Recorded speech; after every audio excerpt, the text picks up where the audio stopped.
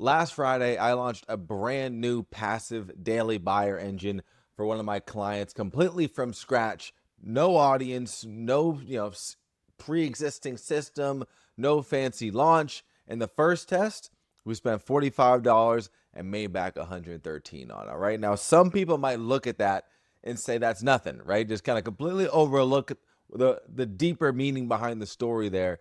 But to me, that's the exact signal I'm looking for. Really, when you see this happen early, it tells you that the engine's working. All right, what's going on? My name is Justice Severin. I'm here making these videos for you every single Wednesday for coaches, creators, experts, consultants, high ticket service providers, and more. And really today, I want to make sure that this one is hitting home as far as understanding the signals that are coming your way, understanding the bigger picture, understanding how to really turn yourself into the marketer that you didn't know you could be, right? A lot of times, especially, I think about back to, I was fortunate, I guess, early in my coaching career that I came from the affiliate marketing space. So the marketer in me was kind of already there. But I just needed to, maybe for me personally, it was more so I didn't realize how much I needed to keep on tapping back into that. And I think about back to even before I was an affiliate marketer, I was, marketing for music brands online. So it's like the reality is you need these elements, these kind of nuanced specialties will help you to make quick, fast decisions. I talk about people who are wealthy make very fast decisions here. And if you want to be one of them, this is another place within the marketing side of the business that can really work wonders for you. So I want to tap into that good stuff here today. And of course, if you're watching this and you're brand new to the channel, comment new down below. We'd love to see your name pop up. And if you've been around, click that subscribe button. You're liking this stuff, so just keep on tapping, okay? So really, like I said, I just want to go straight into that if that's cool with you. Like, let's just get into it. I got a lot of good stuff I want to share. Let's not beat around the bush. The whole idea around sharing cool stuff. I think that me even getting into this topic here today, like this is why I talk about real projects, right? I do believe that at its core, anyone can talk about, can create content around theory. Anyone can just kind of spitball some stuff in that department. But the best content, it comes from like actually you going out there and doing stuff. I think so often in the space these days, a lot of people are going out there and they're trying to kind of just almost like create cool content out of thin air from stuff they've never done. And but that's why you're so focused on the next content tactic and this, that, and the other. But the best way to do it comes from you actually going out there, doing the real work, right? And then come back and report it to your audience, report the cool stuff going on. This is why I share a lot of this type of content with, about myself, about client wins, and even this one as I open up here today. You want to create the type of content that no one else can create. I learned that from a mentor of mine years back. And what do I mean by that? Really, I've always believed that the best content actually comes from you doing cool stuff in the business. And so by being able to create content that nobody else can create, you are virtually creating something that you have actually specifically done. And when that's the case here, usually you can go, not usually, 10 out of 10 times, you can be very specific with the details of that story. And it's the details of the story that make it so that nobody else can create that type of content, right? Nobody else can create that same piece, right? The nuanced niche that I'm even working on right now to even inspire this piece of content, like tying all of that in, that is what makes this a piece of content that nobody else can create. When you're focused on kind of surface level, just deliver value, that type of content absolutely can be recreated. It can be duplicated, and it is something that somebody else can do. So you want to go ahead and build a moat around your own personal branding strategy when it comes to this stuff here too. And that's why, like I said, I've just always believed that you showing up doing cool stuff is what's going to make the business that much more successful, right? Not sitting around trying to invent ideas, right? It's like, hey, go build something, go test something, then go get results with it. Then you come back and share the lessons. If you happen to get a loss from it, come back and share the lessons either way. I think that's where just documenting that journey, right? People like Gary Vee have talked about this forever, right? And I don't even want to get into like the documenting on the level he's talking about. I just mean in general, this is not a new concept, but we overlook the ease of this here because we're embarrassed with what we've done, if we're being honest here, right? Our ego kind of, especially if you're early on, you feel like you don't have those results, that's what's slowing you down. And that's what I think is honestly tarnishing your future success, right? So one of my favorite parts of the business is when you really start seeing something working for somebody, right? That moment where things start to kind of click. I think that just to see that, like that's when the game actually starts to get fun here. And I think that this kind of, when does it start to click? To me, what I want to describe and go deep in on this video here right now is really it starts to click when you see those early signals that matter more than the big win. This was a shift that really had to come in strong for me. People these days are looking for 10K days, right? They're looking for the viral ads. They're looking for, massive launches and that's what they're claiming, and the only thing they're willing to claim as a win, right? As the big win. But the real professionals, the real marketers out there, the real coaches that are actually shining are the ones who are looking for those early signals, right? What do I mean by that? The early validation points, right? Small tests that seem to gain a little bit of traction, if you will, here, right? Tiny profitability, first conversions. A small win in a funnel tells you way more than a big win later, right? And that seems counterintuitive, but you have to understand this in the big picture. And the sooner you do, the sooner you'll be able to get to those quote unquote big wins that you've been looking for. But it all starts in the beginning. I had another client who started seeing wins just like the ones I'm even describing right now, these smaller type or these early signal signs, but felt that it was kind of irrelevant. If I'm putting it in my own words here, is the kind of way I've received the message. And so saying how, how can we, I'm telling him that, hey, you have a winner right there. And he's saying, how can we determine this is a winner? It's only just made a couple of sales, right? The reality is, somebody pulled out their credit card though for that, right? Because of this, because of the campaign, the ad, everything that led up to that, the funnel, the system. If one person did that, best believe someone else is willing to as well. The first sale in any system is always going to be the hardest one, because before that, everything is it's theoretical, right? We're talking about hypotheticals. We're dreaming, right? How many of us are dreamers? The entrepreneurs are dreamers at our core. So it's just a dream until it's just a hypothetical. It's just a theory until someone pulls out their credit card. Now we have proof, right? Once a person buys, now the next buyer, it really becomes infinitely easier. And this is why that first one can be so powerful, right? We especially need to compare this to ads that haven't gotten any sales, right? And that's the exact example I broke down for him. I use this as if we use, a soccer or a football example, depending on, where you live, right? International or in the US. If a rookie scores 2 goals in their first soccer game of the season, right? What does that tell the coach, right? No, the coach doesn't ignore that, right? The coach says, okay, let's watch this kid closely. Right? Now, at the same time, the coach, the reporters, the announcers, you're not crowning this player MVP by all means here, but you definitely don't bench him if you're the coach at the same time. And once again, at that same time, if you're comparing this, we want to take this one step further for some of my gamblers out there. We're not betting our life savings that they're gonna lead the league in scoring this year, right? But it is a signal nonetheless. And to completely avoid and overlook that signal, you're doing yourself a disservice for the potential future. And there's just so many things that you can pull from that, right? So big wins, once again, this is just a reality here. Big wins don't show up first. The signals do. That's what you need to start to really latch onto. And when you find them, latch onto them. Keep your eyes out for those as well, too. Keep your ear to the ground for those signals. And what early wins actually turn into, I just believe that if you can start once, and this is the great thing, is that once you start to get the validation of this whole mentality, it shifts everything, because it's really understanding that these early wins can turn into $1 million businesses. And I don't say that lightly, if we're being honest here as well too. When you see something, like I mentioned, when you see something going from, investing $45 into an ad campaign to get $113 back, right? The messaging is resonating. You know that the funnel structure works. The offer positioning works. When I saw the numbers come in this time around, I literally sent her, my client who I built this out for, I sent her a message and said, hey, we've got signal here. We've got something working. So now what happens? Now we optimize, right? Now we optimize and then we scale. Once the signal shows up, now you're standing in front of a control panel here, if you want to view it this way, right? And there's really only a few dials that matter at this point. I mean, we want to be able to improve conversion, right? It's really these focusing, just putting our focused energy on improving conversion, improving targeting, improving your AOV, your average order value, right? How much is each buyer coming through the funnel spending on average, scaling your ad spend, and then just, of course, improving the offer front end and back end, right? We want to improve the offer on the front end to bring more daily buyers coming in, but we also want to make sure that we're optimizing the higher ticket coaching program, whatever it may be that you're selling there, to get those, to really bridge the gap.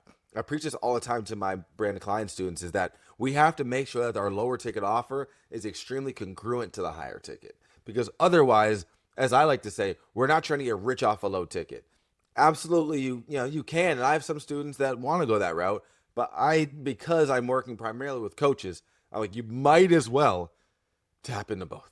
And especially the higher ticket in combination with this just makes this an extremely profitable way to run your business. So these are, once again, you just want to start playing with these certain levers here that just are going to start to give you more leverage in the business, right? The ones that are going to have the largest impact on the campaign to actually scale up your client acquisition. And the sad truth is that most funnels are failing for one simple reason, right? It's just because people, they don't run these tests long enough to ever find a signal, right? Too many people are stopping too early. They panic and they constantly rebuild, right? As Hormozi calls it, it's the lady in the red dress, right? It's that distraction. I used to call it there's shiny object syndrome, but there's shiny lead syndrome. It's like there's whatever it is, like shiny go build something syndrome, if you will. We need to stay away from that and really lean into something that you have a good idea about. It's like the picture of the guy digging for gold. Is two of them, right? One stops just before, right before, and one's just starting off, or one's right at it, but he turns back around. That's where we don't want to put ourselves. Don't be that one, right? Don't be that one in the meme there, if you will. So from here, now that you're starting to understand the signals, right, now we can start focusing on optimizing and scaling for your business here, right? And this is exactly, like I said, this is the stage that I'm now at with the client I'm working with, because we have gotten something that is clearly showing great signs. We're at, like I said, we're up, over the past day, it's been like 2.5 to 3x ROAS just purely with low ticket. We have a very high ticket offer behind it. And like I said, this is just going to only help us to scale much faster. And so, and that's where too, that's the beauty of this stuff that people don't realize. You can start with a very low budget with these things to get that validation. I think people get afraid because the way that we've been talking to run ads for so long is you run a larger budget out the gates, but then for one, you're not making money back on it until you get a client. So now you're just spending hundreds, if not thousands of dollars every month, not getting anything back until you get a client, which could be 2 months, 4 months, 6 months. If you're not, once again, yes, you might get one in the beginning, but let's assume you're not. I think that's what's getting folks very discouraged. So we want to really adjust this to set ourselves up to where we can run things profitably before we even get a client as well there too. And so to understand how we can do this profitably with our marketing is that we need to realize first and foremost that our marketing does not mean, it's not, hey, launch and then we see success, right? It's test, validate, optimize, scale. Test, validate, optimize, scale, right? A lot of people think scaling comes from just finding this magical tactic here, right? Though, like, there's just the reality is just that locking into a proven strategy, that is the key. And most time, scaling just comes from simply finding something that works and pressing the gas slowly, right? If you want it, and it's okay, to times, if you will, hit it, punch it with some testing, but then pump back out. That's where it's like, if we want to view this, if we're, what's the average miles per hour that we're driving on the highway? Maybe you're driving, on average, you're driving, let's just call it 75 miles per hour, maybe. Maybe you felt just like, a little bad to the bone and you pushed it to 120 miles per hour to nowhere, but you didn't stay that the whole time, right? So don't do that this way. Go blindly just gunning it for miles and miles and miles, right? Because really, most of the time, it just comes from, we want to get this right, and this comes from doubling the spend, right? Improving the funnel, improving average order value. These are ways that we just consistently start to get things right in the direction that we want to. And this ties into now the mindset of the game, the mindset of how we can market correctly inside our coaching business here. Beginner coaches, they're chasing the big wins, like I said. And that's what makes it tough. Most people run a test, just like this one, right? Spend $45, they make $113, and then they do something crazy. They're like, hey, you know what? Let me shut this whole thing off. This doesn't feel right to me. Or, they say, that's too small. This is all just too small to matter. Or even worse, they go chase another shiny funnel idea they saw on YouTube, right? It's like, that's exactly how people kill winning campaigns before they ever scale, right? And now let's look at this on the flip side. I've also run ads where we spent $200, $300, $500 on them and not a single sale came through, right? So now that tells you something as well here for being real. Signals go both ways. And that's why a small win tells you something is working. We don't want to overlook that. While no win tells you something needs fixing. Regardless, there's a signal. You need to make sure you keep your eyes open to understand and watch it. Operators, they are watching with their eagle eye on these signals here. And that's what makes it easy to pop in and pop out, because you have such a strong understanding of how the business moves, of how the avatar is, what they're thinking of, how they're living, what your offer looks like, understanding the overall positioning that you're driving towards, right? And the people who win in this space, they're not emotional about every little test, right? They're looking for patterns. They're looking for patterns here, right? Signals like, hey, where's the consistency popping up? You know, where's the compounding effects showing inside from the actions and the activities that we've been doing inside the business? Marketing is really just learning how to separate signals from noise, right? If you want to view it this way, it's like signals are, hey, do we just get our first purchase? Are we accomplishing a positive ROAS right now, a positive return on ad spend? Engagement patterns. What does that starting to look like? In repeatable conversations, that consistency attached to it. Now, noise, on the other hand, that starts to look like, vanity metrics, right? Did something go viral, right? Impressions, likes, just random traffic. That's the game that if you start playing on the latter side, what I just mentioned, you're going to find yourself in a slippery slope downhill, because you're not paying attention to the signals that actually lead towards conversions, which lead towards optimization, which lead towards scaling the business to where you want to get to long term. And in order for this to be the case, you have got to be patient, right? Out the gates, right? Out the gates, you got to be patient, and also you need to be patient when it comes to scaling, because the only person who is in a rush right now is you. There's nobody else. If you think about it this way, there's nobody who's telling you that you're in a rush. But because of external factors, potentially some internal limiting beliefs, you believe that you're in a rush. And now the problem with that is that you are now moving in such a way that is sabotaging the business. The only person that's making you rush is yourself. So don't trap yourself, right? Don't step in your own, mousetrap here. And I think that this is why really just kind of getting around the right people is such a powerful thing to do. I see it all the time inside my brand of clients, but really I think that it's just an amazing thing to kind of create that environment. But beyond that, I think that just when I think about, this reality of how, like I said, I built out this engine, we're seeing these early signals, things that work. And I think about that at its core, and it highlights for me, honestly, that I just really enjoy partnering with cool people, like this. I think like when it's all said and done inside of this internet space, we can think of just about how, yeah, it's about, leads, marketing, sales, clients, this, client results, all this stuff. I think that there's something to be said about just like what you enjoy in the business. And something that I've found out in just multiple facets is that I just really enjoy working with, once again, some great clients, like people who trust the process that I'm laying out for them. People who have already built something real that I can help tap to double in with, right? This person has been, working in business for years on that side there. And they've got some cool stuff going on.